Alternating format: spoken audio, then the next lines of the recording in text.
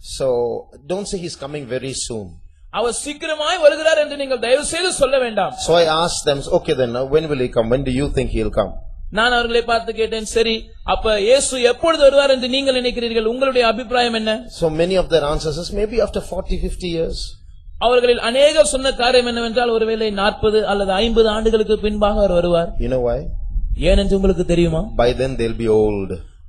அதற்குள்ளாக அவர்களுக்கு வயதாகி இருக்கும். Then they can be religious. அப்பொழுது அவர்கள் பக்தி உள்ளவர்களாய் மாறுவார்கள். Give me 40, the indirect communication there is, give me 40-50 years to enjoy my life.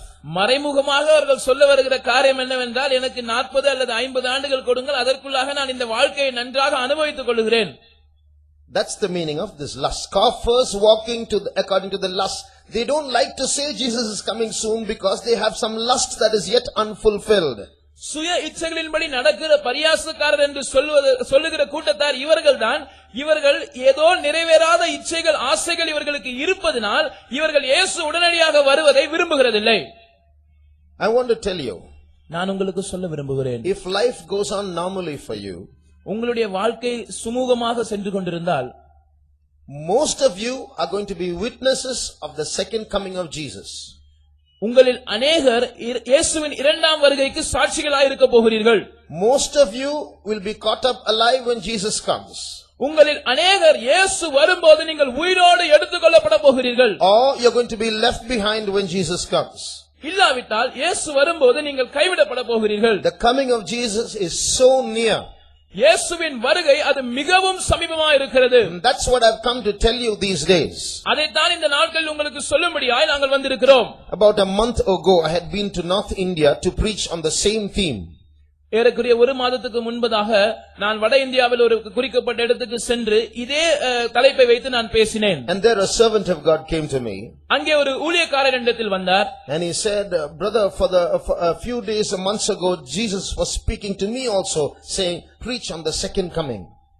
சில மாதங்களுக்கு முன்பாக அவரிடமும் இயேசு கடைசி நாட்களை பற்றி அல்லது இரண்டாம் வருகை பற்றி நீங்கள் பேச வேண்டும் என்று அவரிடமும் சொல்லி இருப்பதாக அவர் எனக்கு சொன்னார். Stop the other subjects, preach on the second coming. மற்ற எல்லா தலைப்புகளையும் நிறுத்திவிட்டு இரண்டாம் வருகை பற்றி பேசு என்று இயேசுவிடம் சொன்னார் என்று அவர் சொன்னார். So then that brother argued. அந்த சகோதரன் வாதம் பண்ணினார். He said, Lord, I can speak about second coming. ஆண்டவரே, நான் இரண்டாம் வருகை பற்றி பேச முடியும். But how long am I going to keep speaking about the second coming? ஆனால் எவ்வளவு நாட்கள் தான் நான் இரண்டாம் வருகை குறித்து பேசிக்கொண்டே இருப்பது? So he left it like that. அதை அப்படியே விட்டுவிட்டார். A few days later, சில நாட்கள் கழித்து one elder sister from the local faith home, அந்த கிளை விசுவாச வீட்டில் இருந்ததான ஒரு மூப்பத்தி அவர்கள், she came to this brother இந்த சகோதரனிடத்தில் அவர்கள் வந்தார்கள். and said, what are you preaching? நீங்கள் எதை பற்றி பேசுகிறீர்கள் என்று கேட்டார்கள். Then he mentioned his subject. அவர் பேசிக் கொண்டிருந்ததான தலைப்பை பற்றி அவர்களுக்கு சொன்னார். Then that sister said, preach about the second coming. அந்த சகோதரி இவரை பார்த்து சொன்னார்கள், இரண்டாம் வருகை குறித்து பேசுங்கள். He got a shock. Jesus told me that just a few days ago. இவருக்கு அதிர்ச்சியாகிவிட்டது. இயேசு இதைத்தானே சில நாட்களுக்கு முன்பாக இடத்தில் சொன்னார். Then she narrated an incident. அந்த சகோதரி ஒரு சம்பவத்தையும் அவர்களுக்கு விவரித்து சொன்னார்கள். Said, why I am telling you this is, she told that brother, why I am telling you this is, இந்த சகோதரி இந்த குறிக்கப்பட்ட சகோதரனை பார்த்து சொல்லுகிறார்கள், சகோதரனே நான் இதை ஏன் உங்களிடத்தில் சொல்லுகிறேன் என்றால், another brother told of an incident to her. வேறொரு சகோதரன் இந்த மூப்பத்தியிடம் ஒரு சம்பவத்தை குறித்து சொல்லி இருக்கிறார். That brother was traveling by scooter one day. அந்த சகோதரன் ஒரு நாள் ஸ்கூட்டரில் அவர் பிரயாணமாக போய் கொண்டிருந்தார். And one old man asked for a lift. ஒரு வயதான முதியவர் ஒருவர் அவரிடத்தில் லிஃப்ட் கேட்டார். So he sat behind him and he rode the bike. அவர் பின்னால் ஏறி அமர்ந்து கொண்டார். இந்த ஊழியக்காரர் அவர் வண்டியை ஓட்டிக் கொண்டே போனார். And the old man asked that brother, what are you preaching for your Bible studies? இந்த முதியவர் இந்த ஊழியக்கார சகோதரனை பார்த்து, உங்களுடைய வேத பாடத்தில் நீங்கள் எதை பற்றி பிரசங்கம் பண்ணுகிறீர்கள் என்று கேட்டார். So that brother said his topic. அந்த சகோதரன் தான் பிரசங்கம் பண்ணி கொண்டிருந்த தலைப்பை அவருக்கு சொன்னார். And this old man at the back said, stop preaching that, start preaching on the second coming. பின்னால் அமர்ந்திருந்ததான இந்த முதியவர் சொன்னார், நீங்கள் மற்ற தலைப்பை நிறுத்திவிட்டு இரண்டாம் வருகை குறித்து பேசுங்கள். Immediately he looked back. Who is this man who's telling me to do that? இவர் உடனடியாக திரும்பி பார்த்து, என்னை பிரசங்கம் பண்ண சொல்கிறதுக்கு இவர் யார் என்று இவரை திரும்பி பார்த்தார். There was no one at the back. பின்னாடி யாருமே இல்லை. That's why I'm saying Jesus is coming soon. அதனால் தான் நான் உங்களுக்கு சொல்லுகிறேன், இயேசு சீக்கிரம் வருகிறார். All over the world there is a wake up call. முழு உலகத்திலும் தட்டி எழுப்புகிற ஒரு சத்தம் உண்டாய் கொண்டிருக்கிறது. Maranatha, Jesus is coming soon. Maranatha, இயேசு சீக்கிரம் வருகிறார். So but many of us, we have heard this so many times, like the tiger story.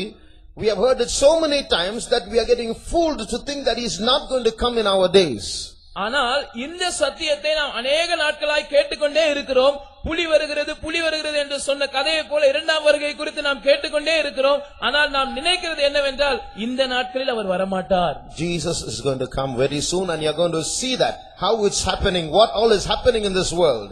இயேசு சீக்கிரமாய் வரப்போகிறார். அது எப்படி என்பதற்கு சாட்சிகளாக நடைபெற்றுக் கொண்டிருக்கிற அநேக சம்பவங்கள் மூலமாக அதை நீங்கள் காணப்போகிறீர்கள். Fourthly, நான்காவதாக, when you consider the Bible that is in your hands, உங்களுடைய கைகளில் இருக்கிற வேதாகமத்தை நீங்கள் கவனிக்கும்போது, the Bible has messages about and messages for people of various dispensations. பல்வேறு காலங்களில் வாழ்ந்ததான ஜனங்களை பற்றியும் பல்வேறு காலங்களில் வாழ்ந்ததான ஜனங்களுக்கும் கொடுக்கக்கூடிய அநேக தூதுகள் இந்த வேதத்தில் இருக்கிறது. For example, உதாரணமாக, the Bible spans the entire history of the universe. இந்த முழு உலகத்தின் பூச்சக்கரத்தின் சரித்திரத்தையும் இந்த வேதம் உள்ளடக்கி இருக்கிறது. It speaks of the time before man was in existence. மனிதன் இருந்ததற்கு முந்தைய காலகட்டத்தை பற்றி வேதம் பேசுகிறது. It speaks of the time when the angels were created. தூதர்களின் சிருஷ்டிப்பின் காலத்தை குறித்தும் வேதம் பேசுகிறது. It speaks of a period called the period of innocency. குற்றமில்லாமையின் காலம், அறியாமையின் காலம் என்கிற அந்த காலத்தை குறித்தும் வேதம் பேசுகிறது. It speaks of the conscience period. மனசாட்சியின் காலத்தை பற்றியும் வேதம் பேசுகிறது. It speaks of the law period.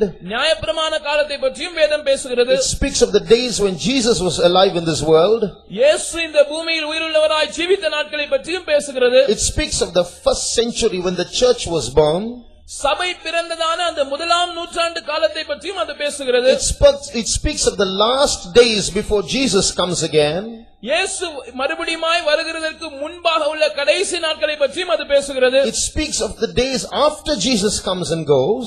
இயேசு வந்து சென்ற பிற்பாடு இருக்கிற நாட்களை பற்றியும் வேதம் பேசுகிறது. It speaks of 1000-year reign when Jesus will physically rule this world. இயேசு எழுத்தின்படியாகவே இந்த பூமியில் ஆட்சி செய்ய போகிறதான 1000 வருட காலத்தை பற்றி, அந்த 1000 வருட கால அரசாட்சியை பற்றி வேதம் பேசுகிறது. And it also speaks of the final eternal age when this whole universe will disappear and God will rule with his saints forever. இந்த முழு பூச்சக்கரமும் மறைந்து போய் தேவன் தன்னுடைய பரிசுத்தவான்களோடு கூட என்றென்றைக்குமாய் ஆளுகை செய்ய போகிற நித்தியம் என்கிற அந்த காலத்தை பற்றியும் வேதம் பேசுகிறது. But listen, ஆனால் கவனியுங்கள், this Bible has more to say about the last days, about our days, than any other period on earth. மற்ற எந்த காலகட்டத்தை விடவும் நாம் ஜீவிக்கிறதான இந்த கடைசி நாட்களை பற்றி தான் வேதம் அதிகமாக பேசுகிறது. I will repeat what I am saying. நான் சொல்லுகிறதை நான் மறுபடியுமாய் சொல்லுகிறேன். The Bible that you hold in your hands has more to say to you and to me than any human being who lived in any other time. வேற எந்த காலத்திலும் வாழ்ந்த எந்த மனிதனுக்கும் வேதம் சொல்ல விரும்பினதை விட இந்த கடைசி நாட்களில் உங்கள் கைகளில் நீங்கள் வைத்திருக்கிற வேதம் உங்களுக்கும் எனக்கும் காரியங்களை சொல்ல விரும்புகிறது. Then imagine what an important period we are in. இப்பொழுது கற்பனை செய்து பாருங்கள், நாம் எவ்வளவு முக்கியமான ஒரு காலகட்டத்தில் வாழ்ந்து கொண்டிருக்கிறோம். And how important you must be for God to bring you to birth in this period. இந்த காலகட்டத்தில் உங்களை பிறப்புக்கும்படியாக தேவனுக்கு நீங்கள் எவ்வளவு முக்கியமானவர்களாக இருப்பீர்கள் என்பதையும் யோசித்து பாருங்கள். And how important you must be that God should bring you to a meeting like this to listen to this. இப்படிப்பட்ட காரியங்களை கேட்கும்படியாக இந்த கூட்டத்துக்கு உங்களை கொண்டு வந்திருக்கிறாரே, நீங்கள் தேவனுக்கு எவ்வளவு முக்கியமானவர்கள் என்பதை கற்பனை செய்து பாருங்கள். Fifthly, ஐந்தாவதாக, these days in the world, science has become the yardstick for measuring truth. சத்தியத்தை அளக்கக்கூடிய அளவுகோலாக இன்றைக்கு விஞ்ஞானம் மாறி போயிருக்கிற காலத்தில் நாம் இருக்கிறோம். In other words, மறுவார்த்தையில், if I make a sermon, நான் ஒரு பிரசங்கத்தை செய்கிறேன் என்று வைத்துக் கொள்ளுங்கள், and the scientist delivers a lecture, ஒரு விஞ்ஞானி தன்னுடைய உரையை ஆற்றுகிறார் என்றும் வைத்துக் கொள்ளுங்கள், a worldly person will tend to listen to the scientist rather than the preacher. உலக பிரகாரமான ஒரு மனிதன் இந்த பிரசங்கியாருக்கு செவி கொடுக்கிறதை விட அந்த விஞ்ஞானிக்கு செவி கொடுப்பதையே அவன் விரும்புவான். And if I make any statements, if it is scientifically verifiable, then it is true, otherwise it is false. நான் சில கருத்துக்களை முன்வைக்கும் போது விஞ்ஞான ரீதியாக அது உண்மை என்று நிரூபிக்கப்பட்டால் அதை உண்மை என்று நம்புகிறார்கள், இல்லாவிட்டால் அதை பொய் என்று மறுத்து விடுகிறார்கள். So science has become the scale for measuring even religious truth. மத சார்புள்ள கருத்துக்களை சத்தியங்களை அளக்கிறதற்கு கூட விஞ்ஞானத்தை தான் இன்றைக்கு அளவுகோலாக பயன்படுத்துகிறார்கள். At this point we would like to make a few statements. இந்த இடத்தில் நான் சில கருத்துக்களை சொல்ல விரும்புகிறேன். It is not wrong for science in a certain way to measure truth. சத்தியத்தை விஞ்ஞானத்தால் அளப்பது ஒரு விதத்தில் தவறு அல்ல. Because true science and this Bible are compatible because it emerges from the same God. ஏனென்றால் உண்மையான விஞ்ஞானமும் இந்த வேதமும் ஒன்றோடொன்று ஒத்துப்போகக்கூடியதா இருக்கிறது. ஏனென்றால் இரண்டிற்குமே காரணகர்த்தா நம்முடைய தேவனாக இருக்கிறார். But at the same time there is a part of science which is not science.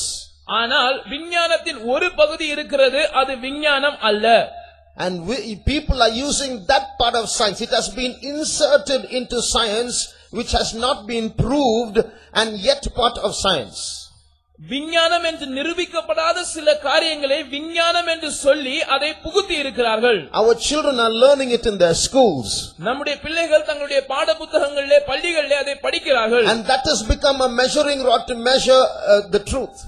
சத்தியத்தை அளக்கக்கூடிய அளவுகோலாக இந்த பொய்யான விஞ்ஞானம் மாறி இருக்கிறது. The scale itself is wrong and therefore the truth will be wrong. இந்த அளவுகோலே தவறா இருக்கும்போது சத்தியமும் தவறாகத்தான் இருக்கும். So we can't use that false science to measure truth. பொய்யான விஞ்ஞானத்தை வைத்து நாம் ஒருபோதும் சத்தியத்தை அளந்து விட முடியாது. And where is that false science heading? அந்த பொய் விஞ்ஞானம் எந்த திசையை நோக்கி பயணித்துக் கொண்டிருக்கிறது? We will see that in these days. இந்த நாட்களில் அதை பற்றியும் நாம் பார்க்க So போகிறோம். true science does verify scripture. உண்மையான விஞ்ஞானம் வேதத்தை அது ஆராய்ந்து பார்த்து அது சரி என்று ஒத்துக்கொள்கிறது. For example, உதாரணமாக I told you we are living in the last days.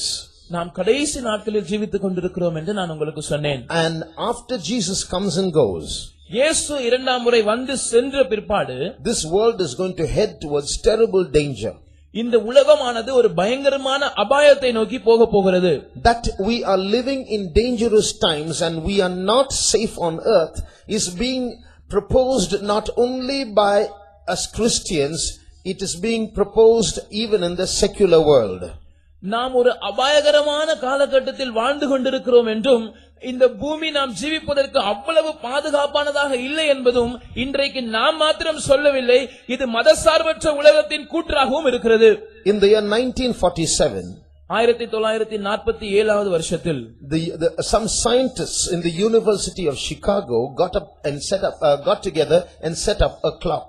Chicago பல்கலைக்கழகத்தில் உள்ள சில விஞ்ஞானிகள் அவர்கள் ஒன்று சேர்ந்து ஒரு கடிகாரத்தை உண்டாக்கினார்கள். It is called the doomsday clock, a clock that will tell you how close we are to the end of the world. அந்த கடிகாரமானது அழிவு நாள் கடிகாரம் என்று அழைக்கப்படுகிறது. நாம் ஒரு அழிவுக்கு, இந்த பூமியின் முடிவுக்கு எவ்வளவு சமீபமாய் இருக்கிறோம் என்பதை காட்டக்கூடிய ஒரு கடிகாரமாய் அது இருக்கிறது. So a clock like this was made and set up in the University of Chicago in 1947. நாம் படத்தில் பார்ப்பது போன்றது ஒரு கடிகாரம், அது உண்டாக்கப்பட்டு சிகாகோ பல்கலைக்கழகத்தில் 1947 வருடத்தில் அது அங்கே வைக்கப்பட்டது. This clock does not work like our clocks work. நம்முடைய கடிகாரங்கள் செயல்படுவது போல இந்த கடிகாரம் செயல்படுவது கிடையாது. Its hands are moved manually back and forth depending on what is happening in the world. இதனுடைய முட்கள் ஒரு மனிதனால் கையினால் முன்பாகவும் பின்பாகவும் நகர்த்தப்படுகிறது. அதை நகர்த்துவது இந்த பூமியில் நடக்கிற சம்பவங்களை பொறுத்தே அமைந்திருக்கிறது.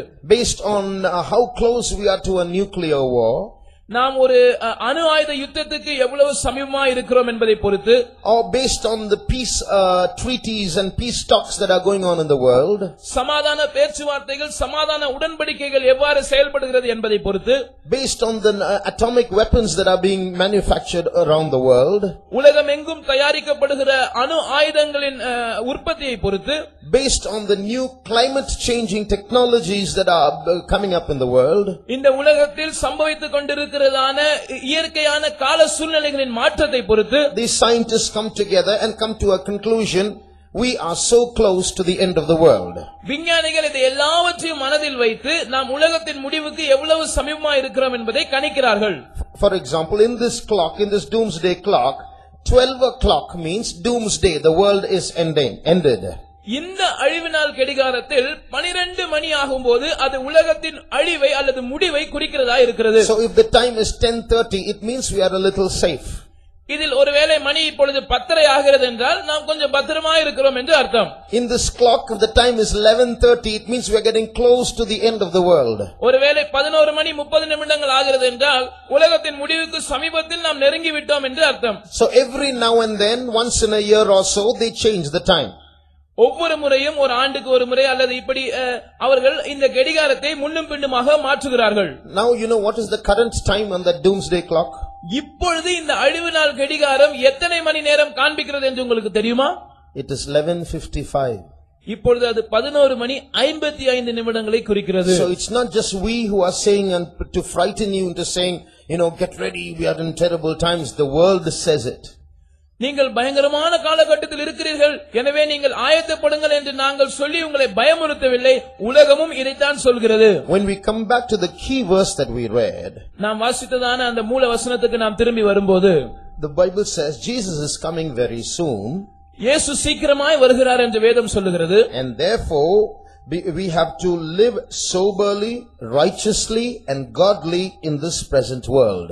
இந்த உலகத்திலே நாம் நீதியும் தேவபக்தியும் தெளிந்த புத்தியும் உள்ளவர்களாய் ஜீவனம் பண்ண வேண்டும் என்று வேதம் நமக்கு சொல்லுகிறது. Soberly means the word soberly means we should know what we ought to do. தெளிந்த புத்தி உள்ளவர்களாய் ஜீவிப்பது என்று சொல்லும்போது we should know what we ought to know. நாம் எதை அறிந்திருக்க வேண்டுமோ அதை அறிந்திருப்பதை அது காண்பிக்கிறது. We should live righteously means we should do what we ought to do. நீதியாய் நாம் ஜீவனம் பண்ண வேண்டும் என்று சொல்லும்போது நாம் செய்ய வேண்டியதை நாம் செய்வதை காண்பிக்கிறது. To live godly means we have to be what we ought to be. தேவபக்தி உள்ளவர்களாய் நாம் ஜீவிக்க வேண்டும் என்று சொல்வது நாம் எப்படி இருக்க வேண்டுமோ அப்படி இருப்பதை காண்பிக்கிறது. So sobriety is in the mind. தெளிந்த புத்தி என்பது மனதிலே இருக்கிற ஒரு காரியம். Righteousness is in our deeds. நீதி என்று சொல்வது அது நம்முடைய கிரியைகளில் வெளிப்படுகிற காரியம். Godliness is in our character. தேவபக்தி என்று சொல்லும்போது அது நம்முடைய சுபாவத்தில் வெளிப்படுகிறது. So we need to be uplifted or progressing in our spirit, soul and body because the day is coming near. அந்த நாளானது சமீபமாய் வருகிறபடியால் நம்முடைய ஆவி, ஆத்துமா, சரீரத்தில் நாம் ஒரு முன்னேற்றத்தை, ஒரு வளர்ச்சியை அடைய வேண்டியவர்களாய் இருக்கிறோம். And because we are in the last days, the time has come for us to make haste. There is no time to waste. நாம் கடைசி நாட்களில் வந்திருக்கிறபடியினால் நாம் துரிதமாய் செயல்பட வேண்டி இருக்கிறது. நாம் வீணாக்க, விரயமாக்க இனி நமக்கு நேரம் இல்லை. St. Paul says the days are evil, so let us redeem the time.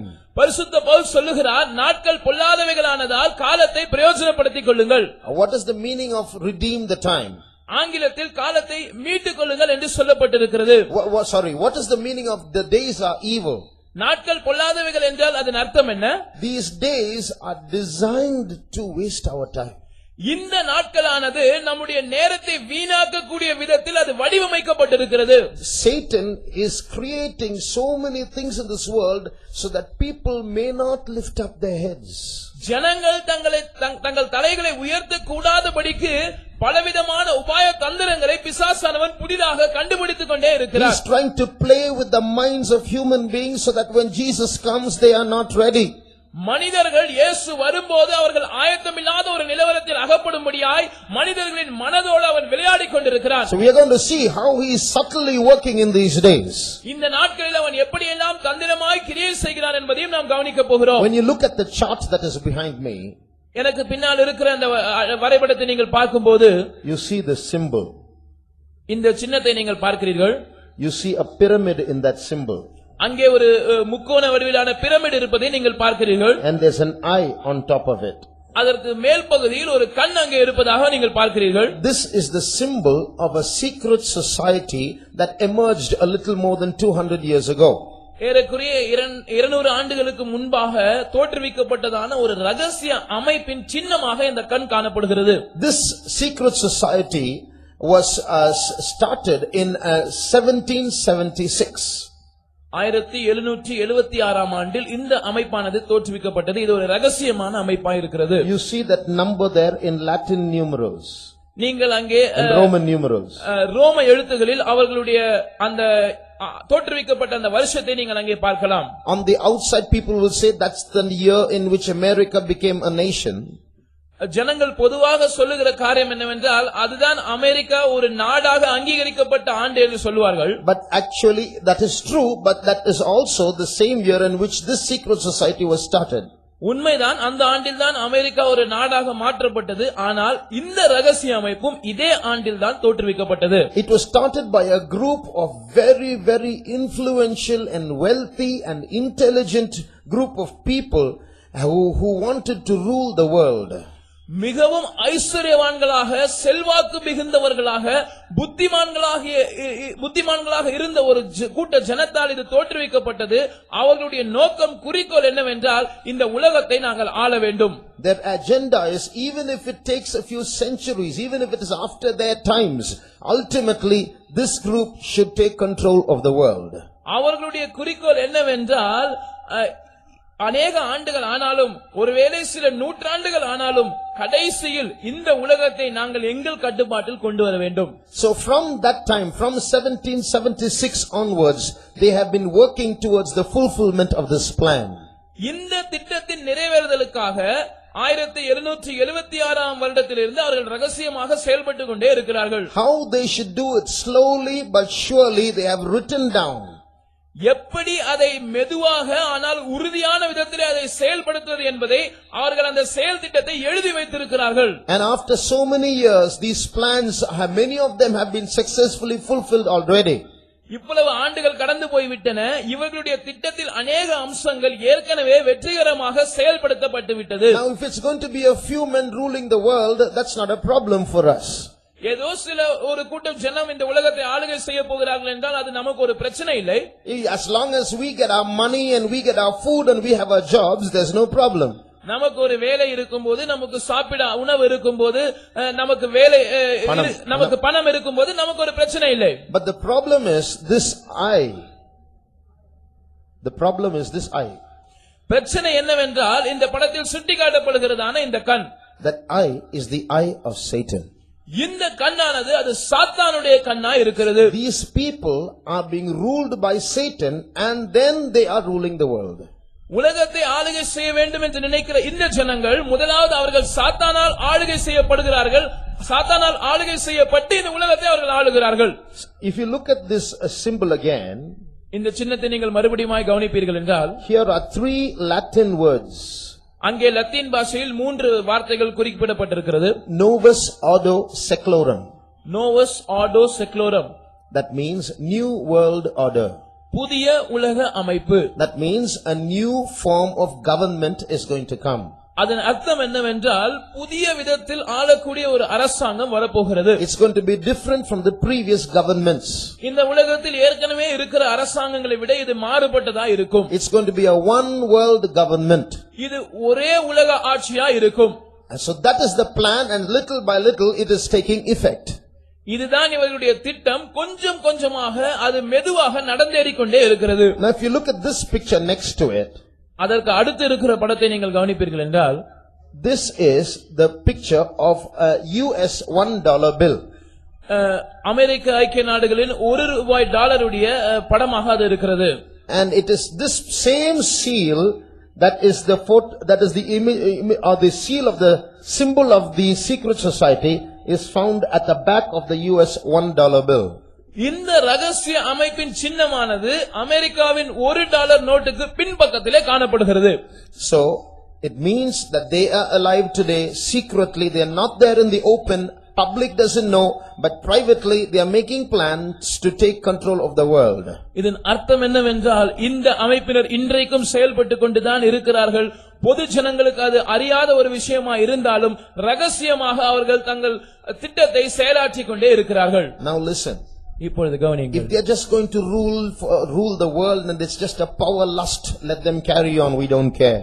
அவர்கள் பதவி வெறி பிடித்தவர்களா இந்த உலகத்தை மாத்திரம் ஆளுகை செய்ய வேண்டும் என்பது மாத்திரம் அவர்களுக்கு குறிக்கோளா இருந்தால் ஆளுகை செய்துவிட்டு போகட்டும். But because Satan is behind them, ஆனால் சாத்தான் அவர்களுக்கு பின்னால் இருக்கிறபடியினால், it's not simply ruling the world, it's controlling you and me also, those who remain in this world at that time.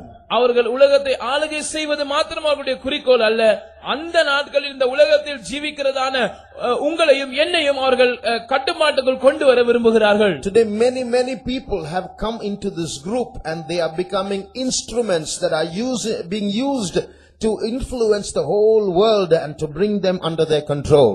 இன்றைக்கு இந்த அமைப்பில் அநேகர் அங்கத்தினர்களாக சேர்ந்து கொண்டே இருக்கிறார்கள். இவர்கள் அந்த அமைப்பின் கருவிகளாக செயல்பட்டு முழு உலகத்தையும் தங்களுடைய கட்டுப்பாட்டுக்குள் கொண்டு வர அவர்கள் செயல் திட்டங்களை வகுக்கிறார்கள். We are going to see how cleverly and how cunningly this group, through the help of Satan, is slowly bringing the world under their control.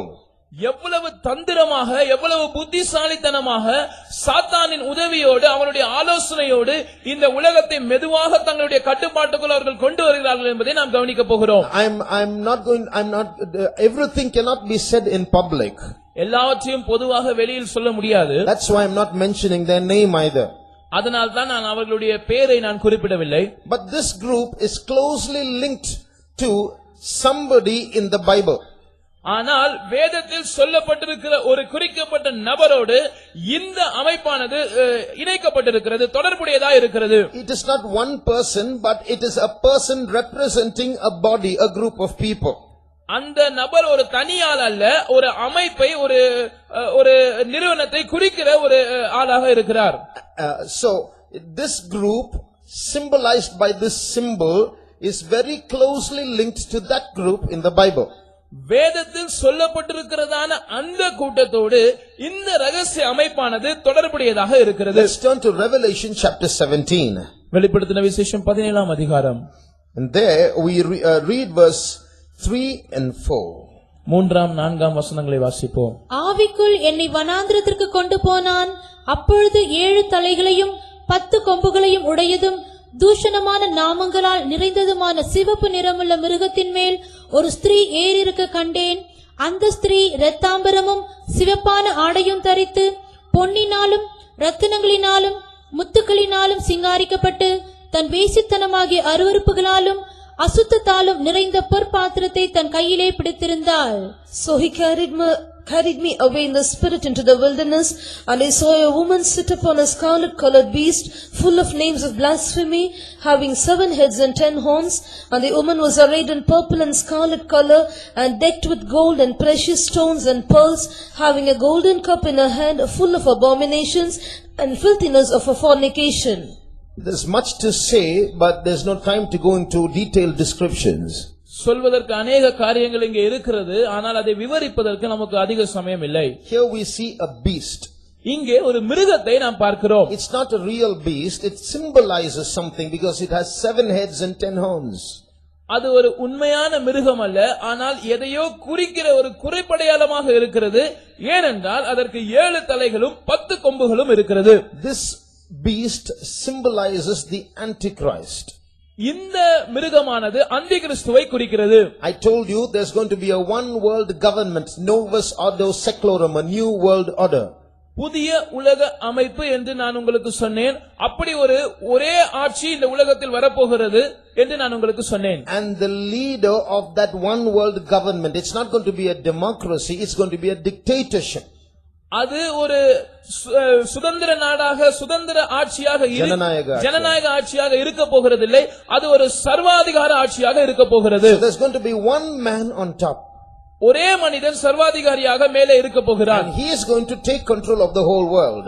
அவன் இந்த முழு உலகத்தின் கட்டுப்பாட்டையும் தன் கையில் எடுத்துக்கொள்ள போகிறான். And this Satan, who is represented by that one eye in that symbol, is going to possess or animate him. இந்த ஒரு கண்ணினால் குறிக்கப்படுகிற சாத்தான் அந்த அந்தி கிறிஸ்துவை அப்படியாக முழுமையாக ஆட்கொள்ள போகிறான்.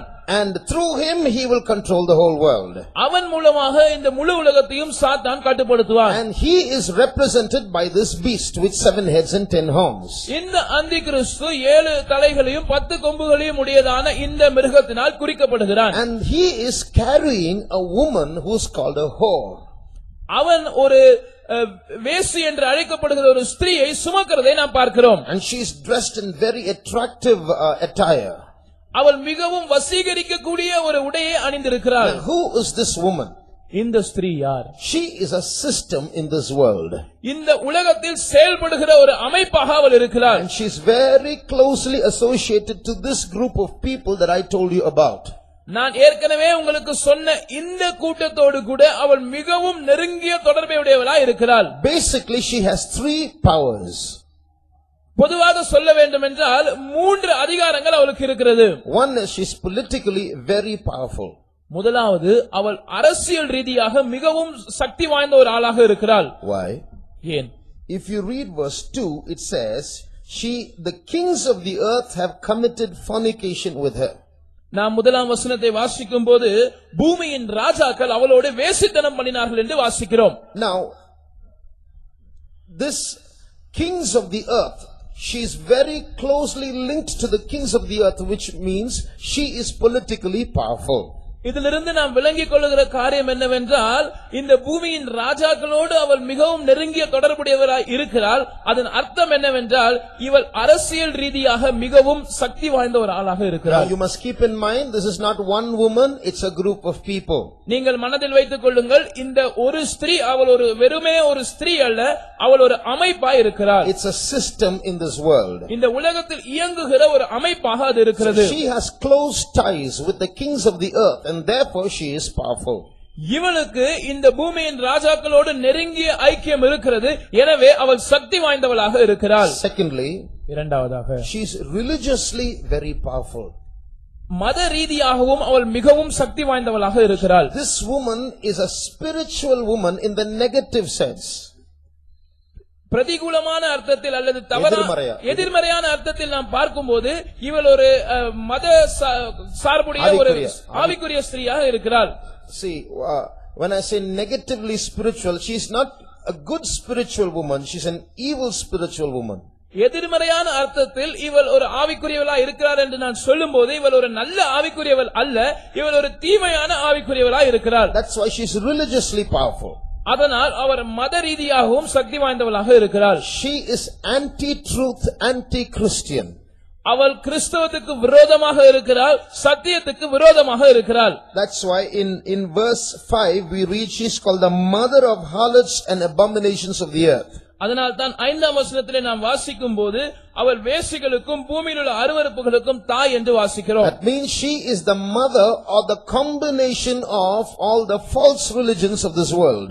அதனுடைய அர்த்தம் என்னவென்றால் இந்த உலகத்தில் இருக்கிற எல்லா பொய்யான மதங்களுக்கும் அவள் தாயா இருக்கிறாள் அல்லது அந்த பொய்யான மதங்களின் தொகுப்பாய் இருக்கிறாள். And in the next verse we read that she drinks the blood of the saints or the martyrs of Jesus.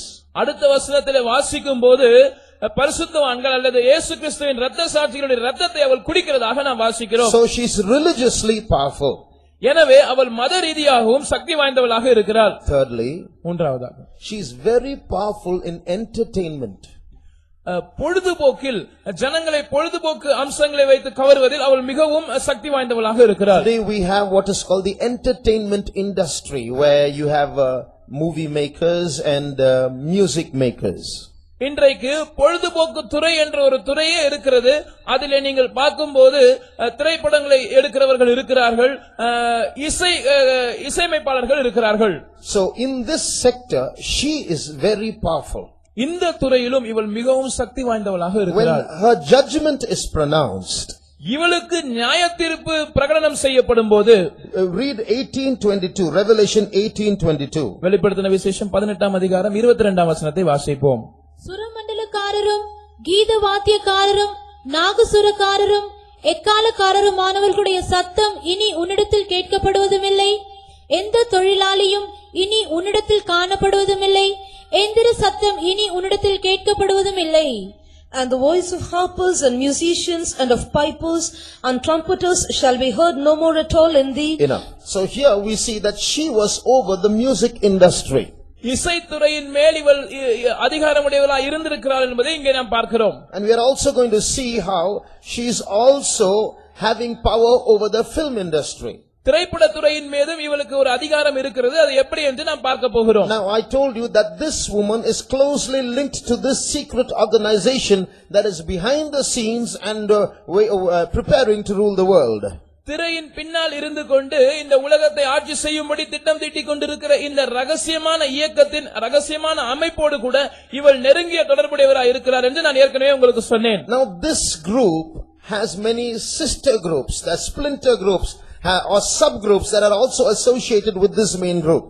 இந்த முக்கியமான அல்லது பிரதானமான அமைப்போடு கூட தொடர்புடையதான வேறு சில கிளை அமைப்புகளும் உள்ளன. So many we all know of the Hollywood film industry. நாம் எல்லாருக்கும் ஹாலிவுட் திரைப்படத்துறையை பற்றி தெரியும்.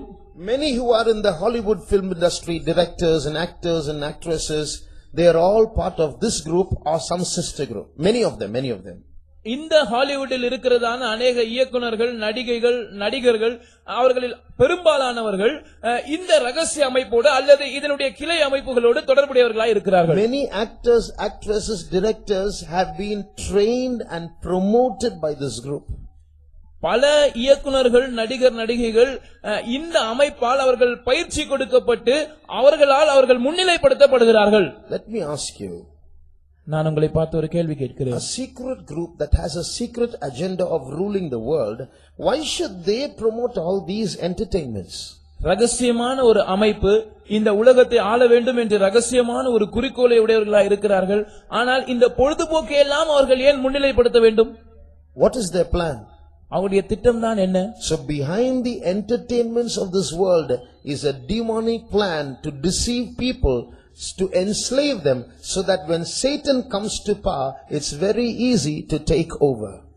இந்த உலகத்தில் இருக்கிற ஜனங்களை வஞ்சித்து அவர்களை அடிமைப்படுத்தி சாத்தான் வரும்போது, அவன் ஆட்சி செய்ய வரும்போது இவர்களை தன்னுடைய கட்டுப்பாட்டுக்குள் கொண்டு வருவதற்கு வசதியா இருக்கும்படியாக இந்த பொழுதுபோக்கு துறையானது செயல்படுகிறது. We are going to see a little more of this tomorrow, how Satan is deceiving millions and millions of people in this world with so-called entertainment.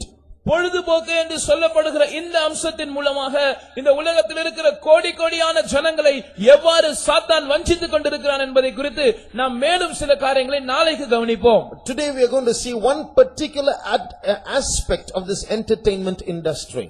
இந்த பொழுதுபோக்கு துறையை பற்றிய ஒரு அம்சத்தை இன்றைக்கு நாம் பார்ப்போம். It is something that is normally not mentioned on a stage like this. பொதுவாக இப்படிப்பட்ட ஒரு கூட்டத்தில் சொல்லப்படுகிற காரியம் இது அல்ல. But like infection starts within a body, you can't see it like that. Society, India, even the Christian world is slowly getting infected by this evil. ஒரு தொற்று நோய் என்பது முதலாவது உள்ளிருந்து ஆரம்பிக்கிறது, அது எளிதிலே வெளியே தெரிகிறதில்லை. அதுபோல சமுதாயமும் கடைசியாக கிறிஸ்தவ உலகமும் கூட இந்த தொற்று வியாதியினால் அது பாதிக்கப்பட்டுக் கொண்டே இருக்கிறது. It is secretly but definitely spreading like a disease all over the world. அது ரகசியமாக ஆனால் துரிதமாக இந்த முழு உலகத்திலும் அது பரவிக்கொண்டே இருக்கிறது. And it is part of this subtlety of this woman, of this secret organization. இந்த ரகசிய அமைப்போடு தொடர்புடையதான இந்த ஸ்திரீனுடைய திட்டத்தில் ஒரு பகுதியாய் அது இருக்கிறது. If something is not done quickly, we are going to lose many souls. We are going to lose many Christians. We are going to lose many of our young children.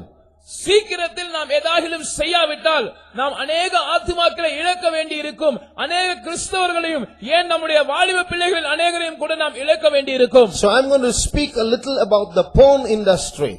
நான் ஆபாசத்துறையை பற்றி சற்று விரிவாக பேச விரும்புகிறேன். Today is about the people who are involved in making porn films. ஆபாசமான படங்களை தயாரிக்கிற அந்த துறையில் ஈடுபடுகிறவர்கள் இருக்கிறார்கள். Today, once upon a time, it was difficult to see a porn film. ஒரு காலத்தில் சில ஆண்டுகளுக்கு முன்பாக ஒரு ஆபாச படத்தை பார்ப்பது என்பது ஒரு அரிதான விஷயமா இருந்தது. But today, if you have a computer or if you have a cell phone, if you have an internet connection, it's very easy, it's freely available. ஆனால் இன்றைக்கோ உங்களுடைய கையிலே ஒரு செல்போன் இருந்தால் அல்லது உங்கள் கையிலே இணையதள தொடர்போடு கூடிய ஒரு கம்ப்யூட்டர் இருந்தால் நீங்கள் இலவசமாக அப்படிப்பட்ட படங்களை பார்க்கக்கூடிய நிலை இருக்கிறது. You don't have to go seeking after it, it will come seeking after you. நீங்கள் அதை தேடி போக வேண்டியதில்லை, அது உங்களை தானாக தேடி வருகிறது. Now why I am speaking about this is, this whore that we spoke about, that read about just now in Revelation 17. நான் இதை சொல்வதற்கு காரணம் இருக்கிறது. நாம் இப்பொழுது வெளிப்படுத்தின விசேஷம் 17ஆம் அதிகாரத்தில் வாசிக்க கேட்டோமே, இந்த வேசி and this secret organization that wants to rule the world, உலகத்தை ஆளுகை செய்ய வேண்டும் என்று விரும்புகிற இந்த ரகசிய அமைப்பு, these are common in this fact that they are promoting this evil. இவர்கள் இரண்டு பேருக்குமே பொதுவான ஒரு காரியம் என்னவென்றால், இந்த ஆபாசம் என்கிற தீமையை அவர்கள் முன்னிலைப்படுத்துகிறார்கள், அதை விளம்பரப்படுத்துகிறார்கள். For example, உதாரணமாக, this porn film industry earns $12 billion a year. ஒரு ஆண்டில் இந்த ஆபாச படத்துறை 12 பில்லியன் டாலர்களை சம்பாதிக்கிறார்கள். Or in our language 12,000 crores of dollars. அல்லது நம்முடைய மொழியிலே சொல்ல வேண்டும் என்றால் 12,000 கோடி dollar. Sorry, 1,200 crores of dollars. 1,200 crores. 1,200 கோடி டாலர்கள். Now, after the internet came, இன்டர்நெட்டின் கண்டுபிடிப்புக்கு பிற்பாடு there should have been a great loss in that industry. இந்த துறைக்கு ஒரு பெரிய நஷ்டம் தான் ஏற்பட்டிருக்க வேண்டும். Because so much of it is free. ஏனென்றால் இணையதளத்தில் எல்லாமே இலவசமாக கிடைக்கிறது. But still it is flourishing. ஆனாலும் அந்த துறை அது மேலும் செழித்தோங்கிக் கொண்டே இருக்கிறது. What does that mean? அது அர்த்தம் என்ன? Secretly someone is funding it. ரகசியமாக யாரோ ஒருவர் அதற்கு நிதியுதவி செய்து கொண்டிருக்கிறார். Don't stop, go on. நிறுத்தாதே, நீ அதை தொடர்ந்து செய்து கொண்டே இரு. Why are they doing that? ஏன் அப்படி அவர்கள் செய்கிறார்கள்? Why should someone spend crores and crores to fund something that is so evil? தீமையான ஒரு காரியத்துக்கு உதவி செய்யும்படியா ஏன் ஒருவர் கோடி கோடியான ரூபாயை செலவழிக்க வேண்டும்? The reason is, when people become prey to sin, it is very easy to rule them. காரணம் இதுதான். ஜனங்கள் பாவத்துக்கு அடிமையாகும் போது, அதற்கு இரையாகி போகும்போது அவர்களை ஆளுகை செய்வது மிகவும் சுலபமாக மாறிவிடும். That's why this Antichrist is carrying this woman. அதனால் தான் இந்த அந்திகிறிஸ்து இந்த வேசியாகிய ஸ்திரீயை சுமந்து கொண்டு செல்கிறார். She is the one who attracts people, then traps people, then hands them over to the Antichrist. இந்த ஸ்திரீதான் முதலாவது ஜனங்களை வசீகரித்து தன் பக்கமாய் இழுக்கிறாள், பின்பு அவர்களை தன் வலையில் அகப்படுத்துகிறாள், கடைசியில் அந்திகிறிஸ்துவின் கையில் அவர்களை ஒப்படைக்கிறாள். Now let's see how the Bible proves this. வேதம் எப்படி இந்த கருத்தை நிரூபிக்கிறது என்பதை இப்பொழுது நாம் பார்ப்போம். Coming back to Revelation chapter 17, வெளிப்படுத்தின விசேஷம் 17ஆம் அதிகாரத்துக்கு திரும்பி வரும்போது, we see how about this woman it is written there, the inhabitants of the earth, not just the kings of the earth, all the citizens of the earth have been made drunk with the wine of her fornication. பூமியின் ராஜாக்கள் மாத்திரமல்ல, அவளுடைய வேசித்தனமாகிய மதுவால் பூமியின் குடிகளும் வெறி கொண்டிருந்தார்கள் என்று நாம் வாசிக்கிறோம். Read that verse please. Revelation chapter 17 and verse 2. வெளிப்படுத்தின விசேஷம் 17ஆம் அதிகாரத்தின் தமிழில் முதல் வசனம். 7 கலசங்களுடைய அந்த 7 தூதரில் ஒருவன் வந்து என்னோட பேசி, நீ வா, திரளான தண்ணீர்கள் மேல் உட்கார்ந்திருக்கிற மகா வேசியோட பூமியின் ராஜாக்கள் வேசித்தனம் பண்ணினார்களே, அவளுடைய வேசித்தனமாகிய மதுவால் பூமியின் குடிகளும் வெறி கொண்டிருந்தார்களே. With whom the kings of the earth have committed fornication, and the inhabitants of the earth have been made drunk with the wine of a fornication. Here we read of the word fornication. இங்கே வேசித்தனம் என்கிற வார்த்தையை நாம் வாசிக்கிறோம். You know what is the original Greek word for that word? இந்த வார்த்தைக்கு கிரேக்க பாஷையிலே பயன்படுத்தப்படுகிற மூல பதம் என்ன என்று உங்களுக்கு தெரியுமா? It's the word porneia. அந்த வார்த்தை போர்னியா. It's from that word that porn or pornography comes. அந்த வார்த்தையிலிருந்து தான் போன் அல்லது போனோகிராஃபி என்று சொல்லப்படுகிற ஆபாசம் வருகிறது. So this woman is the one who's promoting all this. இதை விளம்பரப்படுத்துகிற முன்னிலைப்படுத்துகிறவள் இந்த ஸ்திரீயாக இருக்கிறாள். It is this Jezebel spirit that is called the whore that is promoting all this. வேசி என்று அழைக்கப்படுகிற இந்த யெசபேலின் ஆவிதான் இதை முன்னிலைப்படுத்துகிறது. Now if you look at the next verse, verse 5, 5ஆம் வசனத்தை நாம் கவனிக்கும்போது, we read that on her forehead, on the forehead of this woman is a letter, a words written there, Mystery Babylon the Great. இந்த ஸ்திரீயுடைய நெற்றியில் ஒரு வாசகம் எழுதப்பட்டிருக்கிறது, அது ரகசியம் மகா Babylon. Keep that in mind. அதை மனதில் வைத்துக் கொள்ளுங்கள். There was a place called Babylon. Babylon என்று அழைக்கப்பட்ட ஒரு இடம் இருந்தது. Even today there is a place called Babylon. இன்றைக்கும் பாபிலோன் என்று அழைக்கப்படுகிற ஒரு இடம் இருக்கிறது. The capital of Iraq is Baghdad. Iraq தேசத்தின் தலைநகரம் பாக்தாதாக இருக்கிறது. 85 kilometers south of Baghdad is Babylon. பாக்தாதுக்கு தெற்கே 85 கிலோமீட்டர் தூரத்தில் இந்த பாபிலோன் பட்டணம் இருக்கிறது. But this is not that Babylon, this is mystery Babylon. இங்கே குறிப்பிடப்படுகிற பாபிலோன் எழுத்தின்படியான அந்த பாபிலோன் அல்ல, இது மகா பாபிலோன், ஒரு ரகசியமா இருக்கிறது. So that means this is a spiritual Babylon. அதனுடைய அர்த்தம் என்னவென்றால் இது ஒரு ஆவிக்குரிய பாபிலோனாக இருக்கிறது. You know what is the meaning of the word Babylon? Babylon என்கிற வார்த்தையின் அர்த்தம் என்ன என்று உங்களுக்கு தெரியுமா? The word Babylon means gate of the gods. Gate of the gods. தேவர்களின் வாசல் என்பதுதான் அந்த பாபிலோனின் அர்த்தமாக இருக்கிறது. The word Babylon means gate of the gods. Babylon என்ற வார்த்தையின் அர்த்தம் அது தேவர்களின் வாசல். So now this is on her forehead. இது இவளுடைய நெற்றியில் எழுதப்பட்டிருக்கிறது. What does that mean? அதனுடைய அர்த்தம் என்ன? What this woman promotes becomes the gate of the gods. இந்த ஸ்திரீ எதை முன்னிலைப்படுத்துகிறாளோ, எதை விளம்பரப்படுத்துகிறாளோ, அது தேவர்களின் வாசலாக மாறிவிடுகிறது. So when she promotes these kinds of obscene, vulgar films, and a person goes and enters into such a website, that website becomes a gate of the gods. இந்த ஸ்திரீ இப்படி ஆபாச படங்களை, முறையற்ற படங்களை முன்னிலைப்படுத்தும் போது, ஒரு நபர் அந்த இணையதளத்துக்குள் பிரவேசித்து அதை பார்க்க துவங்கும் போது அவன் தேவர்களின் வாசலுக்குள்ளே செல்லுகிறான். In other words, மறுவார்த்தையில், in simpler language, தெளிவாக சொல்ல வேண்டும் என்றால், any person watching vulgar films is opening the gate through the internet or through the computer or through the cell phone for demons to attack your house and your life. ஆபாசமான படங்களை பார்க்கிறதான ஒரு நபர் தன்னுடைய கதவை திறந்து அசுத்த ஆவிகள் இன்டர்நெட்டின் மூலமாக தன்னையும் தன்னுடைய வீட்டையும் தாக்குவதற்கு அவன் வழி திறந்து கொடுக்கிறான். Now some people may ask, why this topic in this place? இந்த இடத்தில் இந்த காரியத்தை ஏன் பேசுகிறோம் என்று சிலர் கேட்கலாம். It's a weapon of Satan for the last days. கடைசி நாட்களில் சத்ருவின் ஒரு ஆயுதமாக இது இருக்கிறது. Now outside nobody will say anything. Outside everyone looks clean. வெளியரங்கமாக யாரும் எதுவும் சொல்லுகிறது, எல்லாரும் நல்லவர்கள் போல், சுத்தமானவர்கள் போல் இருக்கிறார்கள். But I'm going to give you some statistics now. ஆனால் இப்பொழுது சில தகவல்களை நான் உங்களுக்கு கொடுக்கிறேன்.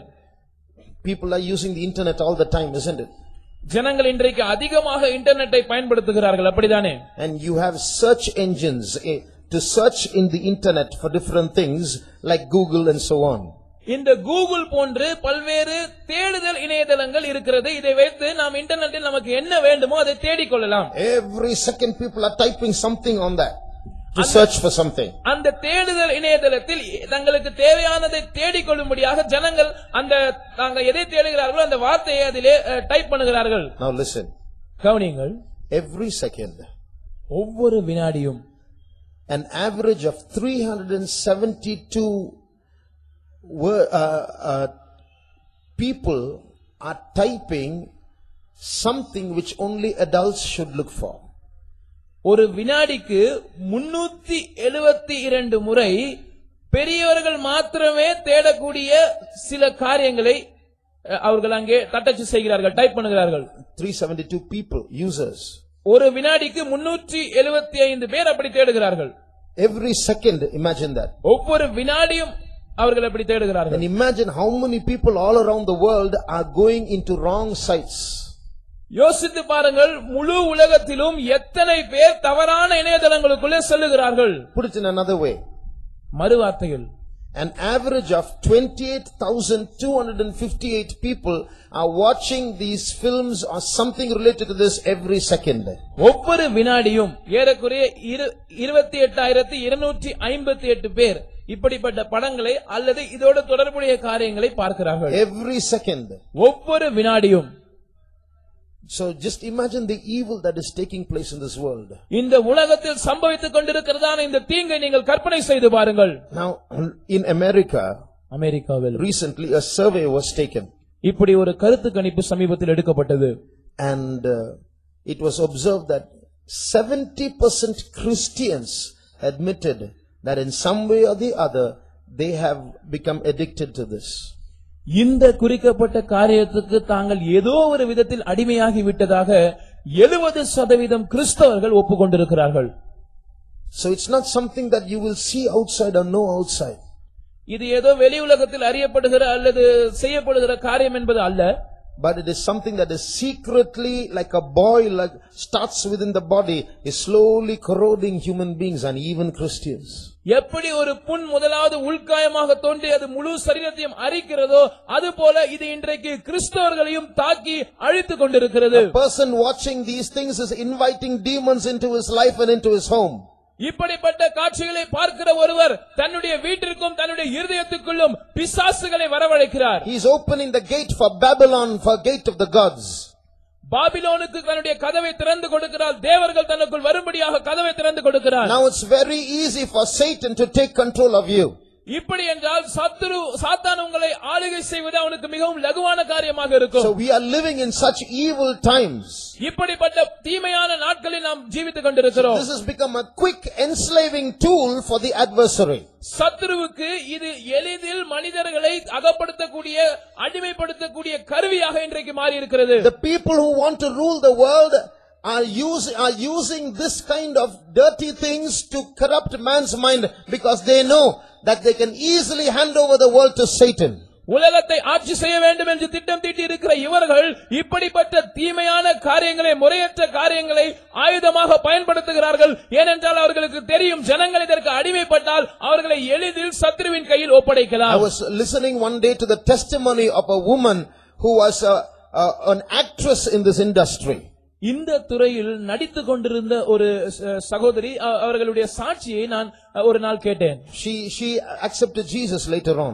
பிற்பாடு அவர்கள் ரட்சிக்கப்பட்டு இயேசுவை ஏற்றுக்கொண்டிருந்தார்கள். She said when she went to act the first day into that house, அந்த வீட்டுக்குள் சென்று முதல் நாள் அவர்கள் அதிலே நடிக்க சென்றபோது, she said she could feel demons in that room.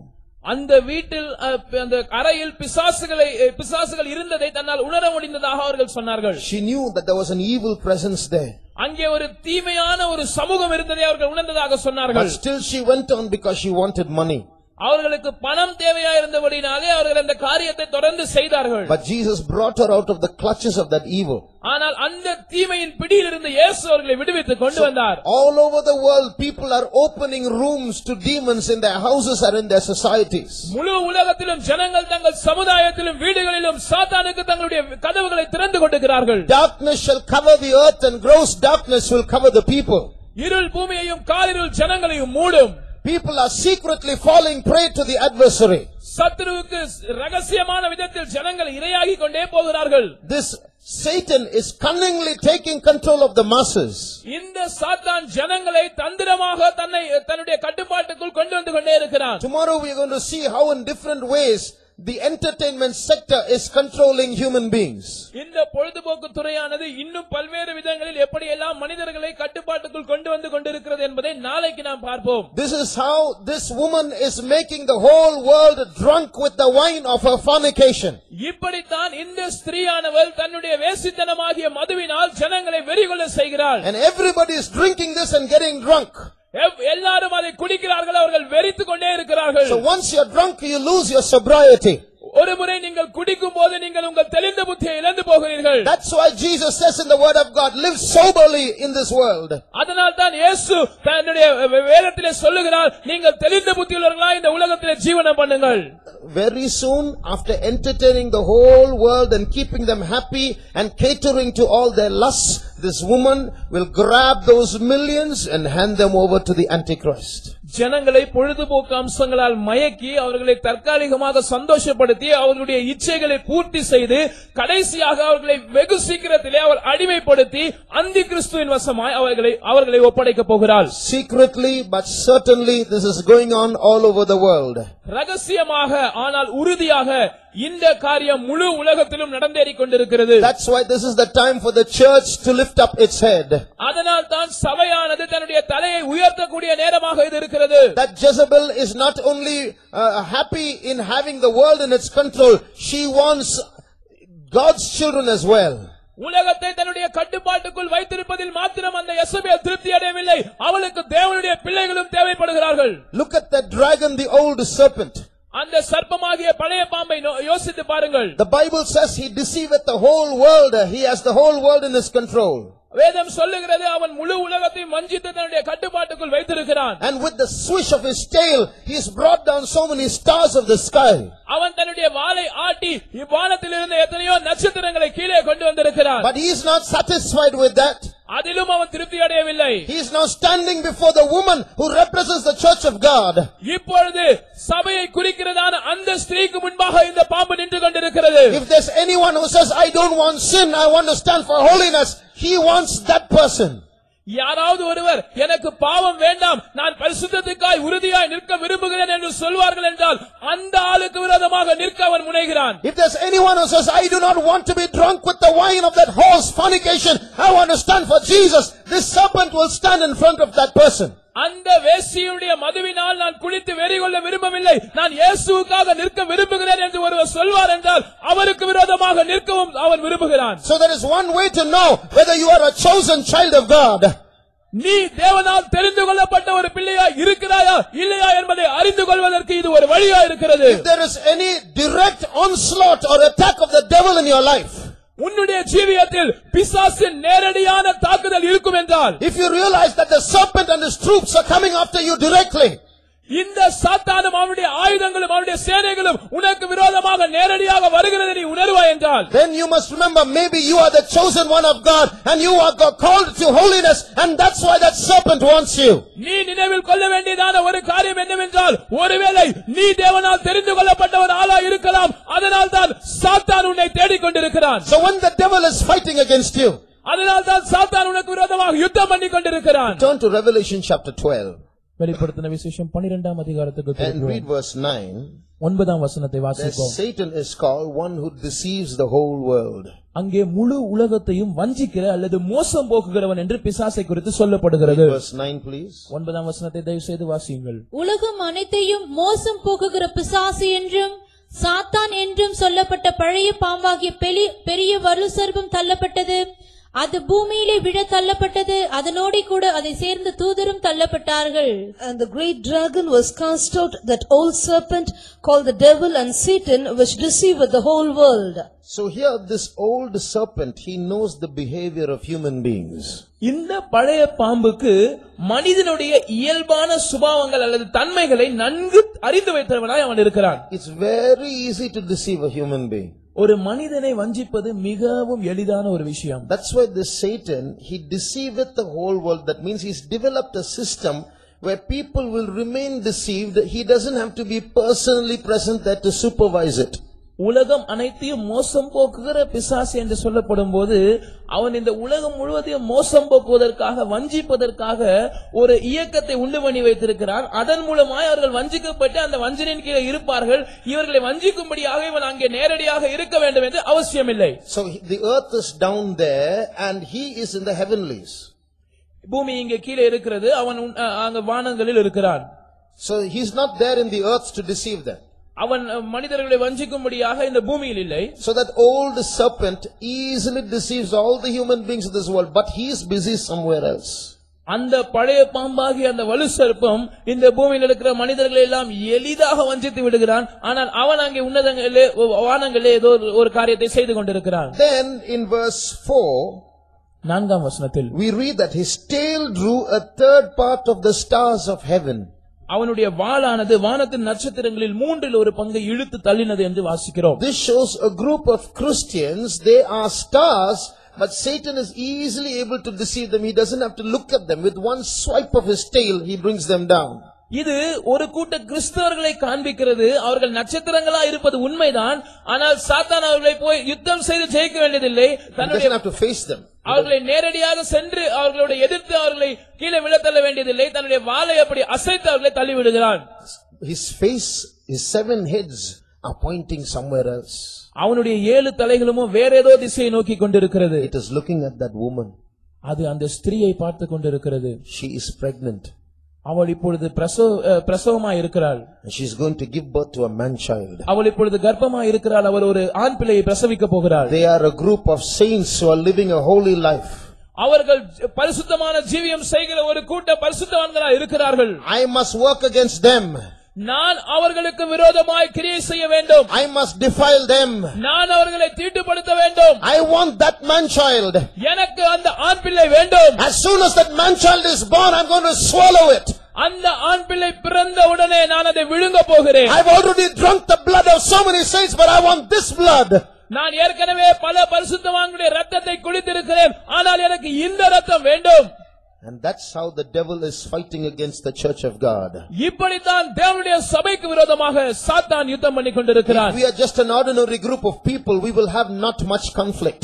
நாம் வெறுமனே ஒரு சாதாரண கூட்டம் ஜனங்களா இருந்தால் நமக்கு அதிகமான யுத்தங்கள் இருக்காது. But the moment we say we want to grow in the character of Jesus and grow in holiness, நாம் பரிசுத்தத்தில் வளர வேண்டும், கிறிஸ்துவின் சுபாவத்தில் வளர வேண்டும் என்று நாம் தீர்மானம் பண்ணி சொல்லுகிற அந்த க்ஷணத்தில், the moment we say no to the spirit of Jezebel to porn and we want to stand for the truth of Jesus Christ, இந்த யெசபேலின் ஆவிக்கும் ஆபாசத்துக்கும் நாம் மறுப்பு தெரிவித்து நாம் இயேசுவுக்காய் நிற்க வேண்டும் என்று தீர்மானம் பண்ணுகிற அந்த க்ஷணத்தில், then it's not the tail, the 7 heads of the dragon will be focused on us.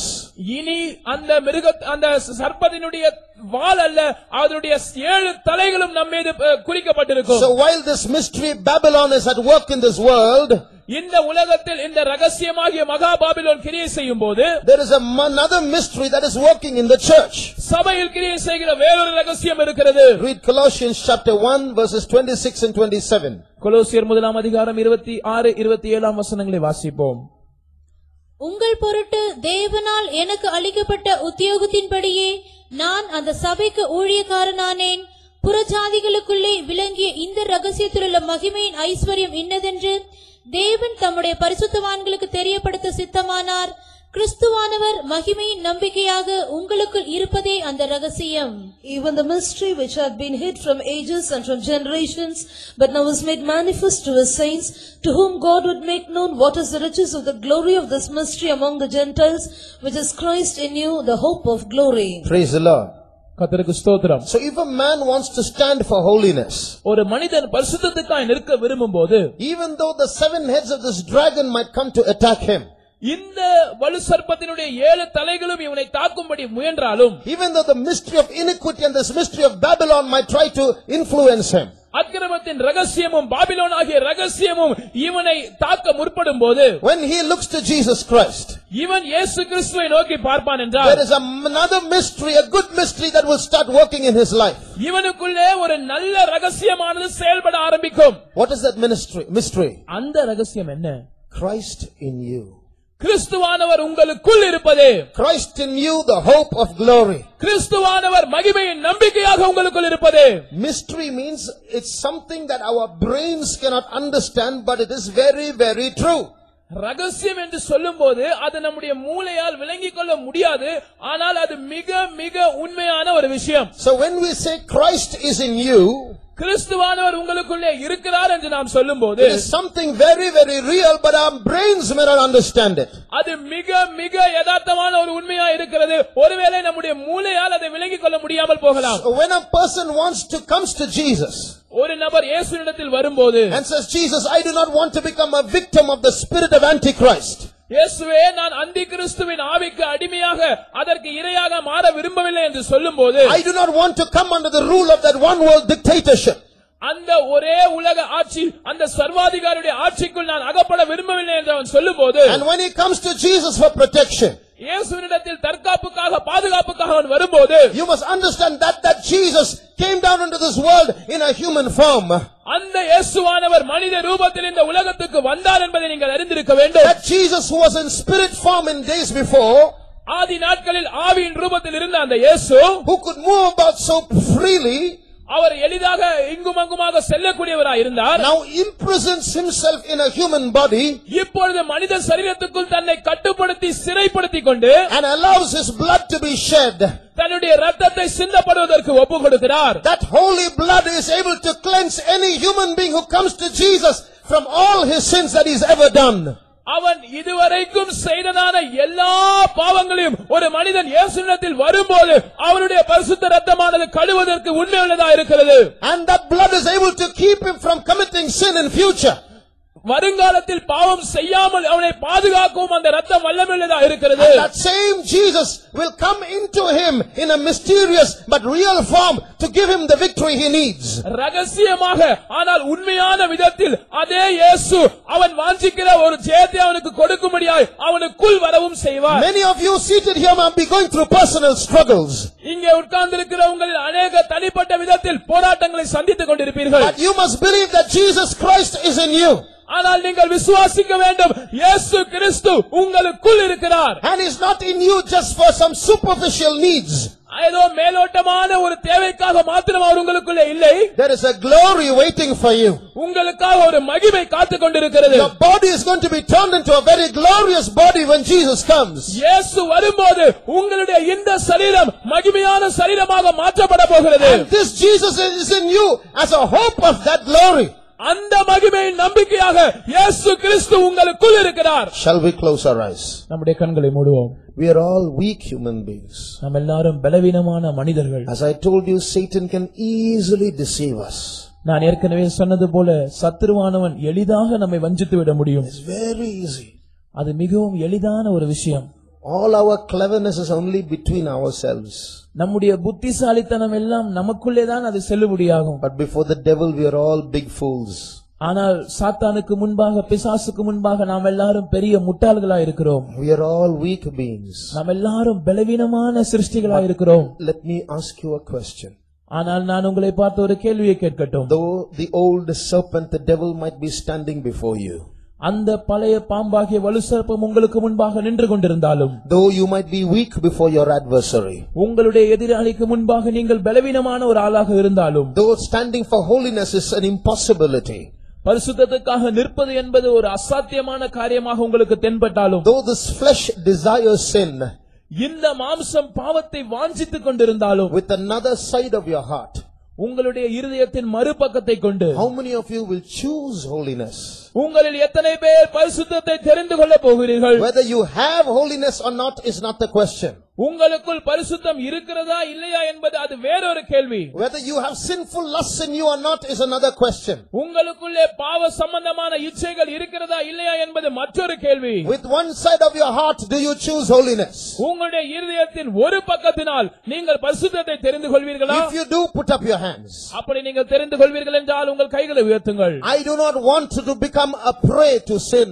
A victim to sin. நான் பாவத்துக்கு இரையாக அடிமையாக மாற விரும்பவில்லை. I do not want to become a slave to the antichrist. நான் அந்தி கிறிஸ்துவுக்கு அடிமையாக மாற ஒருபோதும் விரும்பவில்லை. I do not want to drink the wine of that whore.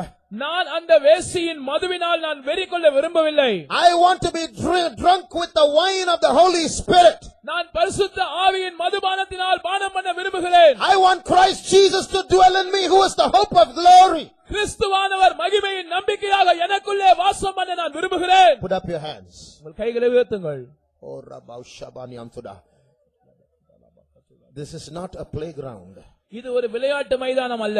This is a battleground. இது ஒரு யுத்த மைதானம். As you put up your hands, உங்களுடைய கைகளை நீங்கள் உயர்த்தும்போது, as you chose Jesus Christ, நீங்கள் இயேசு கிறிஸ்துவை தெரிந்து கொண்டபோது, as you chose holiness, நீங்கள் பரிசுத்தத்தை தெரிந்து கொண்டபோது, remember these words. இந்த வார்த்தைகளை நினைத்துக் கொள்ளுங்கள். Christ is in you. கிறிஸ்து உங்களுக்குள்ளே இருக்கிறார். Christ is in you, the hope of glory. கிறிஸ்துவானவர் மகிமையின் நம்பிக்கையாக உங்களுக்குள்ளே இருக்கிறார். Jesus is going to prepare you as that man-child group. இயேசு அந்த ஆண் பிள்ளையின் கூட்டமாக உங்களை உருவாக்க போகிறார். The 7 heads of that old serpent can come to fight against you. அந்த வலு சர்ப்பமாகிய பழைய பாம்பின் 7 தலைகள் உங்களுக்கு விரோதமாக யுத்தம் பண்ண வரலாம். But the Christ is in you, the hope of glory. ஆனால் கிறிஸ்துவானவர் மகிமையின் நம்பிக்கையாக உங்களுக்குள் இருக்கிறார். He might come with enticing sins to deceive you. உங்களை வஞ்சிக்கும்படியாய் வசீகரிக்கக்கூடிய பாவத்தோடு அவன் உங்களை எதிர்த்து வரலாம். He who is with us is the Holy Spirit. ஆனால் நம்மோடு இருக்கிறவர் அவர் பரிசுத்த ஆவியானவர். He is the Holy Spirit. அவர் பரிசுத்த ஆவியானவர். And he who is in us is greater than he that is in the world. உலகத்தில் இருக்கிறவனை பார்க்கிறோம் நமக்குள் இருக்கிறவர் பெரியவர். Let that Holy Spirit rise up within us. நமக்குள்ளே அந்த பரிசுத்த ஆவியானவர் எழும்பட்டும். Oria samankalamani antura. The adversary is forming weapons to destroy people. ஜனங்களை அழிக்கும்படியாக எதிராளி ஆயுதங்களை உருவாக்கி கொண்டே But இருக்கிறான். no weapon that is formed against you shall prosper. ஆனால் உனக்கு விரோதமாய் உருவாக்கப்படுகிற எந்த ஆயுதமும் அது வாய்க்காதே போகும். Because you are a child of God. ஏனென்றால் நீ ஒரு தேவனுடைய பிள்ளை. Because you are covered by the Spirit of God. ஏனென்றால் நீ தேவனுடைய ஆவியினால் மூடப்பட்டவன். The Holy Spirit is moving in our midst. பரிசுத்த ஆவியானவர் நம்ம மத்தியில் அசைவாடிக் The கொண்டிருக்கிறார். anointing that is coming inside you now, இப்பொழுது உங்களுக்குள்ளே இறங்கிக் கொண்டிருக்கிற அபிஷேகம் it's not an ordinary emotion. அது ஒரு வெளியரங்கமான உணர்ச்சி அல்ல. It is a power from above. அது உன்னதத்திலிருந்து வருகிற பலன். It is a power to stand against sin. அது பாவத்திற்கு விரோதமாய் நிற்கக்கூடிய பலன். It is a power to face the 7 heads of the dragon. அது சத்ருவின் 7 தலைகளை எதிர்த்து நிற்கக்கூடிய பலன். Oh Rama Shabakatia Samburaya Sabakalamani Antuda. Oh Ria Sabakara Shabankalamani Antude.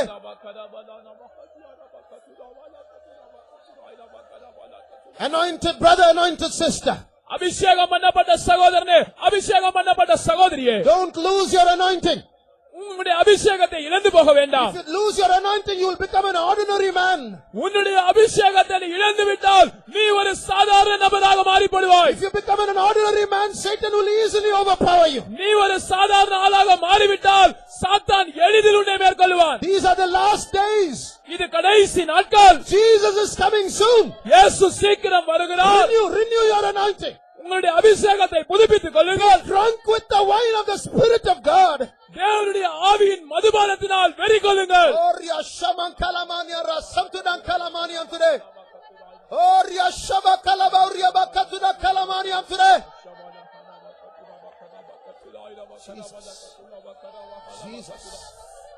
Jesus. Ora Baushabakalamaniam Tudan Karabaushaniam today. A few days ago, in a family, they were going through a terrible path in their life. ஒரு குறிக்கப்பட்ட குடும்பம் சில நாட்களுக்கு முன்பாக பயங்கரமான ஒரு பாதையின் வழியாய் கடந்து சென்றார்கள். They saw, but they fasted and prayed. அவர்கள் உபவாசித்து ஜெபித்தார்கள். Then the sister in the house saw a dream. அந்த குடும்பத்தில் இருந்த அந்த சகோதரி ஒரு சொப்பனத்தை பார்த்தார்கள். Huge black snake was passing through their house. அவர்களுடைய வீட்டை கடந்து ஒரு பெரிய கருப்பு பாம்பு சென்று கொண்டிருந்தது. It is going outside, going around, then coming back. அது அந்த வீட்டை சுற்றிலும் சொல்லுகிறது, அந்த வீட்டை தாண்டி சொல்லுகிறது, திரும்பி அந்த வீட்டுக்குள் வருகிறது. When it raised its hood, it was very tall. அது தன்னுடைய தலையை அப்படி உயர்த்தும் போது அது மிகவும் பயங்கர உயரமுள்ளதா இருந்தது. Somebody tried to throw a small stone. யாரோ ஒருவர் ஒரு சின்ன கல்லை எடுத்து அதன் மேல் வீச முயன்றார். The sister said in the dream, that stone is too small for that snake. அந்த சகோதரி அந்த சொப்பனத்திலேயே சொல்லுகிறார்கள், இந்த பாம்புக்கு முன்னால் இந்த சின்ன கல் எம்மாத்திரம். Then after that, அதற்கு பிற்பாடு the elder sister of the church came in the dream. அந்த சொப்பனத்தில் அந்த விசுவாச வீட்டினுடைய பெரிய அக்கா வந்தார்கள். And she had a small stick in her hand. அவர்களுடைய கையில ஒரு சின்ன கோல் இருந்தது. And this sister told her, Akka, that stick is too small. There's a snake there, be careful. இந்த சகோதரி சொன்னார்கள், அக்கா உங்கள் கையில் இருக்கிற அந்த குச்சி மிகவும் சின்னதா இருக்கிறது, அது பெரிய பாம்பு, நீங்கள் ஜாக்கிரதையா இருங்கள் அப்படின்னு சொன்னார்கள். Then that elder sister said, I have come for this snake. அந்த பெரிய அக்கா சொன்னார்கள், இந்த பாம்புக்காகத்தான் நான் வந்திருக்கிறேன். And she went near that snake. அந்த பாம்புக்கு பக்கத்தில் அவர்கள் சென்றார்கள். The moment her sari touched the snake, அவர்களுடைய அந்த சேலையின் ஒரு முனை அந்த பாம்பை தொட்டபோது she didn't even hit it with the stick. அவர்கள் கையில் இருந்த குச்சியை கொண்டு அந்த பாம்பை அவர்கள் அடிக்க கூட இல்லை.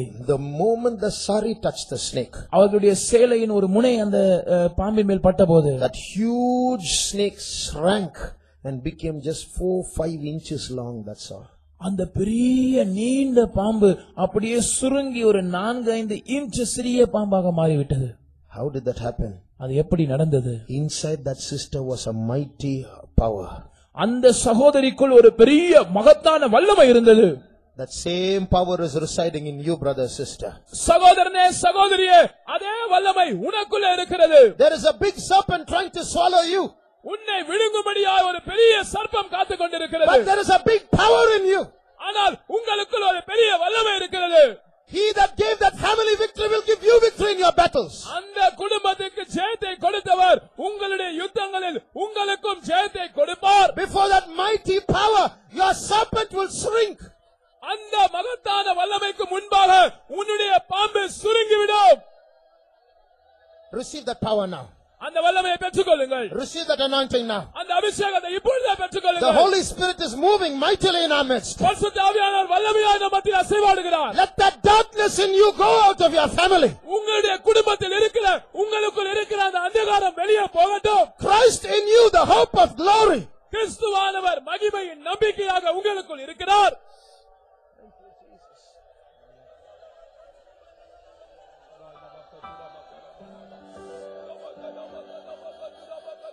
இயேசு என்னும் நாமத்தில், இயேசு என்னும் நாமத்தில் ஜெயம் நமக்குண்டு.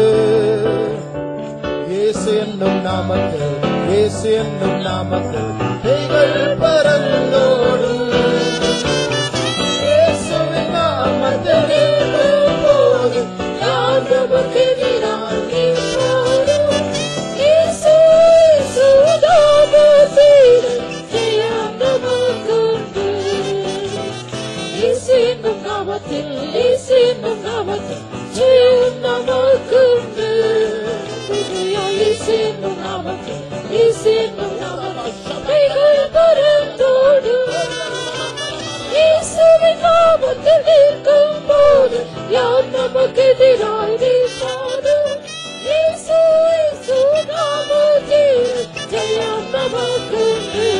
இயேசுவின் நாமத்தில் இருக்கும்போது யார் நமக்கு எதிராக நிற்பாரும்? இயேசு இயேசு நாமத்தில் ஜெயம் நமக்குண்டு. இயேசுவின் நாமத்தில் இருக்கும்போது யார் நமக்கு எதிராக நிற்பாரும்? இயேசு இயேசு நாமத்தில் ஜெயம் நமக்குண்டு. இயேசுவின் நாமத்தில் இருக்கும்போது யார் நமக்கு எதிராக நிற்பாரும்?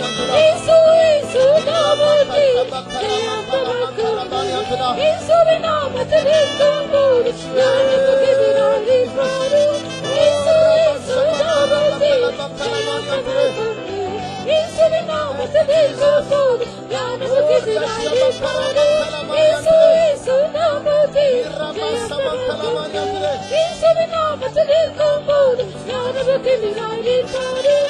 இயேசு இயேசு நாமத்தில் ஜெயம் நமக்குண்டு. Thank you, Jesus. ஒரு நிமிடம் யோசித்து பாருங்கள். இந்த வேசியானவள் அவருடைய மதுவை முழு உலகத்துள்ள எல்லாருக்கும் கொடுத்து கொண்டு இருக்கும் பொழுது ஒரு நொடி பொழுதில் 372 பேர் சராசரி அவர்கள் இந்த மதுவை குடிக்க வேண்டும் என்று தேடிக்கொண்டிருக்கிறார்கள். அந்த மது வேண்டும் என்று, அது அவர்களை கொல்லுகிற மது, அந்தி கிறிஸ்து இடத்தில் ஒப்படைக்கிற மது என்று அறியாமல் இருக்கிறார்கள். இப்படிப்பட்டதான நேரத்தில் நாம் பலவீனராய் இருந்தாலும் அந்த வேசித்தனத்தின் வல்லமை கொல்லப்பட வேண்டும். கோயம்புத்தூர் ஒரு பரிசுத்த தேசமாய் மாற வேண்டும். இந்தியா ஒரு பரிசுத்த தேசமாய் மாற வேண்டும். நான் பலவீனனாய் இருந்தாலும் பரவாயில்லை, என் ஆண்டவர் வல்லமுள்ளவர், எனக்குள் மகிமையின் நம்பிக்கை இருக்கிற இயேசு வல்லமுள்ளவர், இதற்காக நான் என்னை அர்ப்பணிக்கிறேன் என்று சொல்லுகிறவர்கள் வலது கரத்தை உயர்த்துங்கள். இப்பொழுது கர்த்தர் ஒரு அபிஷேகத்தை நமக்கு தரப்போகிறார். இனிமேல் நீங்கள் இந்த பாம்பை கண்டு நீங்கள் பயப்பட போகிறதில்லை. அந்த பாம்பு உங்களிடத்தில் வந்தால் அந்த பாம்புக்கு தான் ஐயோ, ஏனென்றால் கர்த்தருடைய ஆவியானவர் பயங்கரமாய் உங்கள் மேல் இறங்குவார்.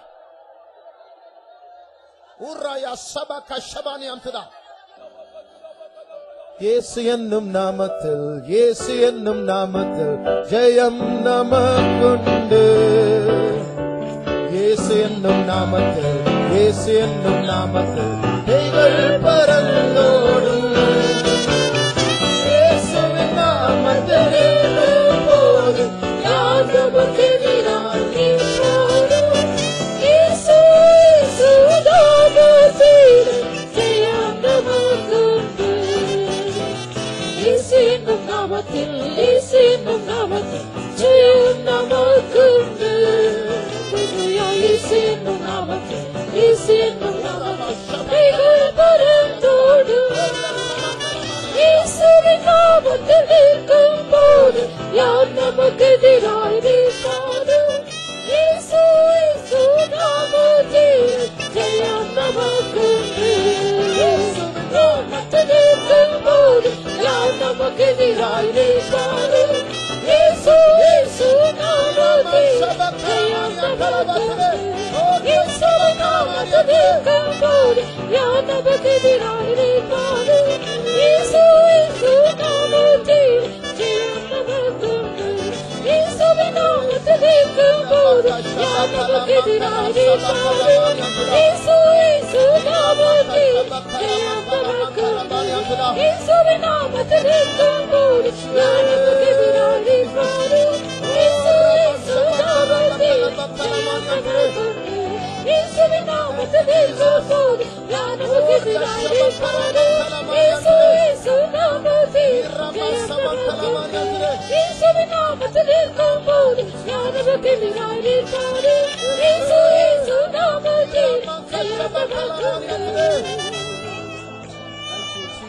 Thank you, Jesus.